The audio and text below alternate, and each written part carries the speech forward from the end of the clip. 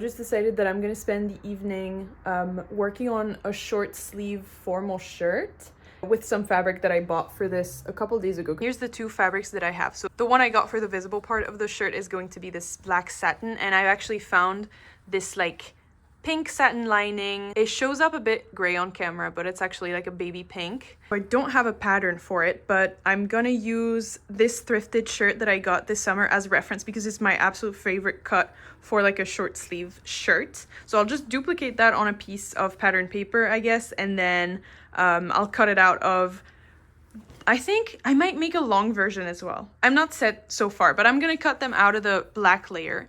And then just the yoke, I'll cut the inside out of this fabric here. Instead of buttons, to make this a little bit more interesting, I was thinking of using tiny hook and eye closures so that it would look like an invisible seam almost, with a little peekaboo down the center front of the torso. So yeah, I guess I'll just start by copying the pattern, and then I'll take you along with me as I probably run into a lot of complications. If you have clothes in your wardrobe that you love the fit of and you would like an exact replica, it's actually really easy to make a pattern, like reverse engineer it so that you have the pattern and then you can duplicate them. So that's basically what I'm doing here. I'm laying out my tracing paper and then I'm looking at my shirt, noticing how many panels are assembled together. I duplicated that one front panel that I'm going to mirror to cut out both of the front panels. The lower back, the yoke.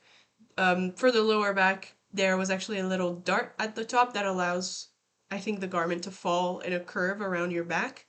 And then collar stand, collar. I don't know why I thought that if I made the shirt as a vest first, then measured the armhole, and then drafted the pattern myself based on these measurements, it would turn out better than if I duplicated it at this stage, which was a big mistake because I'm not great at doing that, and so it didn't turn out properly, and that was like the number one cause of mistakes and reasons why I'm not super happy with this shirt, spoiler alert. But that's basically what I did. So I finally have all of my pieces cut out. So we have two collar pieces with their interfacing fused to it already, and then two pieces for the collar stand. The fashion layer has interfacing here as well, but I ran out after this one, so there was none left for the yoke. And this is the lining, and then this is the upper back yoke. So I was planning on adding interfacing either to the black layer or the pink one, but I don't have any left, so I'm just gonna do without. And then I have two front panels pinned at the sides to the lower back, ready for French seam. That's how I want to finish most of my seams for this garment. And I think tonight, I also have, yeah, a couple bits of fabric to make scrunchies to match. I have one in the lining fabric, and then I have one with a frill in the black fabric as well. I just sewed the collar right sides together. I'm gonna clip the corners, turn it inside out, and then iron it, and then top stitch it. And here I just sewed the collar that's been top stitched between the two collar stand layers. So this is the fashion layer with the interfacing, and then this is the lining, and I just went all the way around. I'm gonna trim around these two curves and then iron it or press it, and then top stitch that part as well. Here it is, all top stitched. I did a really poor job at keeping it even, so much so that I accidentally did a stitch in the ditch for most of it on the wrong side. I'm not gonna go back though. I mean, it holds its shape, so that's all good with me. So this is what I have right now. I just assembled the side seams, so between the two front panels and the lower back panel, so without the yoke. And I decided to do French seams. I don't know if you can see, probably not. And I also basted the like center back dart in place. It's so hard to show. Yeah, so now I'm just gonna press my French seams in place, and then I'll sandwich the upper, okay, what is it? Oh, this is gonna be hard to explain.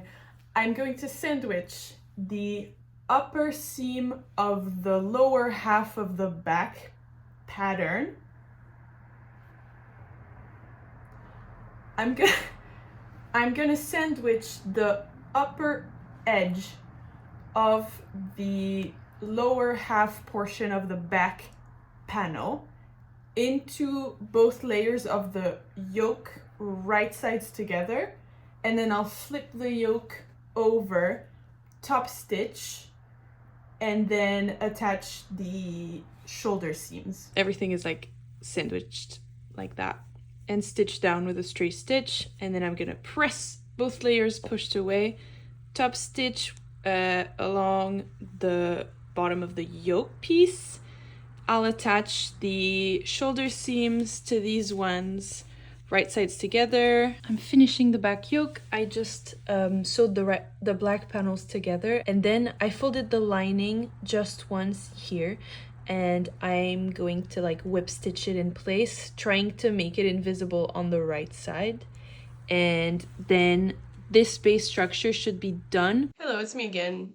So as you can see, I was finishing that shoulder seam on the inside by hand using a whip stitch, and I was trying to make it invisible. I don't think that is super compatible with the type of fabric that I'm working with, so it definitely doesn't look invisible. You can totally see them on the right side of the fabric. And don't do as I do. If you are going to hand stitch something, it needs to be done properly on a table and not bending your fabric over yourself sitting on your couch or your bed or whatever. But yeah, it's also a fun creative process, and you can do kind of what you want. But if you want it to look the best, there are techniques that people with experience have developed, and you should follow them and not what I do. And yeah, that's pretty much it. So this is the end of, I think, day 3 of me working on this shirt, and I have attached the collar. All of the main like bodice blocks have been assembled, and I just need to draft some sleeves to match the specific circumference of these of the armholes here. I like to do it in a second round of pattern making just because sleeves need to match the like circumference of the armhole. If you make them too small, you have to completely draft them again. I haven't finished the collar completely. Let me show you. So this is how I've assembled it. It looks like that on the inside. It looks like that on the outside. And so I have this raw edge still to finish. I think I'm gonna trim it. And then I had some pink, it's like a pink cotton tartan fabric.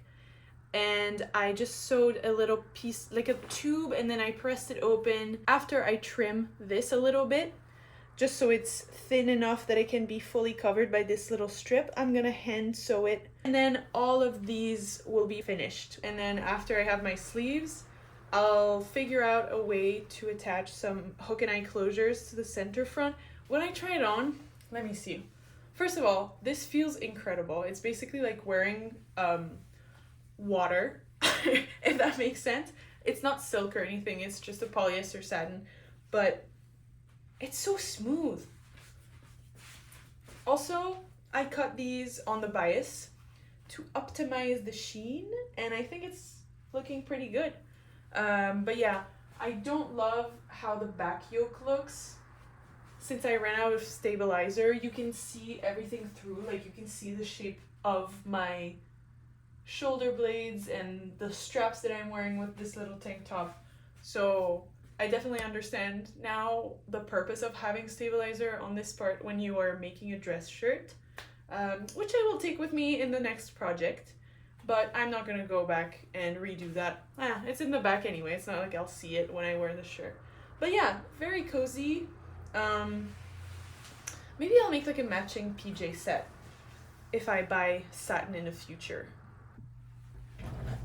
Okay, I've actually decided that I'm gonna hand stitch it down. I top stitched it already before placing that little strip on, and I'm gonna whip stitch it on either side to the lining only for as much as I can, because here I'm gonna have no choice on the bottom. I'm gonna have to whip stitch it to the fashion layer, but that's what I'm doing.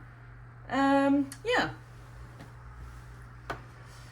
And whenever I need my thread that's on the machine and I don't want to have to de-thread everything, I just use the bobbin thread and trim it, and that way I don't have to like take out the top bobbin. I don't know if this is a relevant hack, but that's what I do.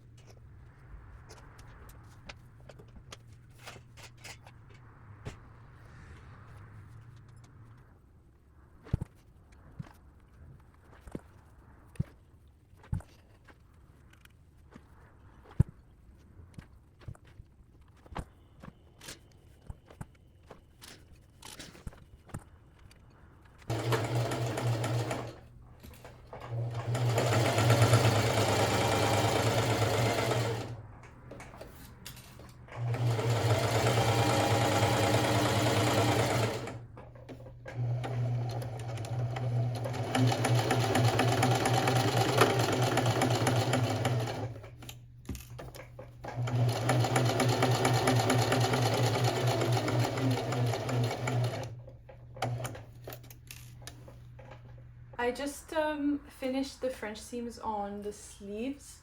So this is what they look like. This one's inside out. As you can see, there's a French seam to finish it. And here I used the interfacing to create a hem. And I actually got the pattern completely wrong for the sleeves. It doesn't look at all like the shape that I was going for. It's this really awkward 3/4 sleeve length, but straight, which is really unconventional. But I'm just gonna roll with it, and I can always cut it later. I'm gonna French seam the armholes shut. And so actually my sleeve ended up being narrower than the circumference of the armhole on the shirt, which is another mistake that I made.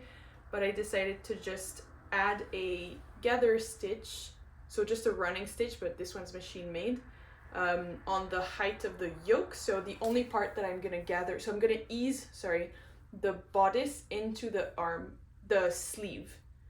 And for that I need to create some gathers at the back or anywhere, but I've decided to place them at the back yoke because that's like a construction element that already has a start and an end.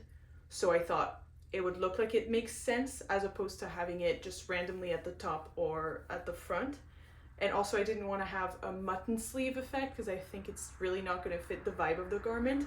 Whereas at the back, it can just make my back look a little bigger, which might be good for this like masculine cut. I don't know how it's gonna look actually, but I'm hoping that's the vibe that it's gonna give.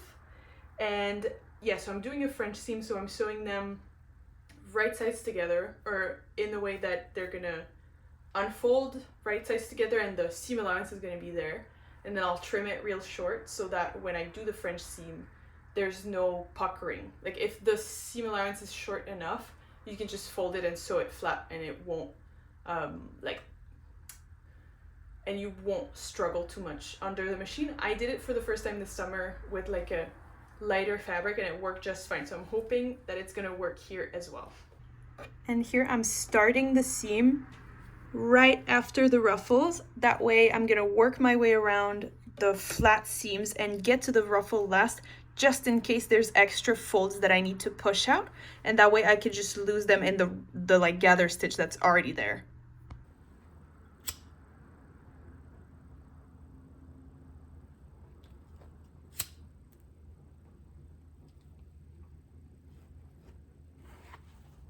Okay, so my project is all finished. I actually finished, I think, a couple weeks ago, just attaching the hook and eye closures, but I was being a bit negative about the way that it turned out, and I know that it's just a normal thing for me. Anytime I finish something, maybe I had to make adjustments to the initial idea, which was the case here, because the sleeves are pretty much just mistakes from the pattern making where I didn't do it properly, but that's okay. That's an easy fix, and I think I have enough fabric. I'm gonna not do it now though. I'm gonna consider that this is finished, and if it stays in my closet without being worn for too long, and I know that I would prefer it if it had better sleeves, I'll just take the time to undo them and redo the sleeves. But I don't really like doing that, and I've already worn once, and I don't think it made me uncomfortable throughout the night, so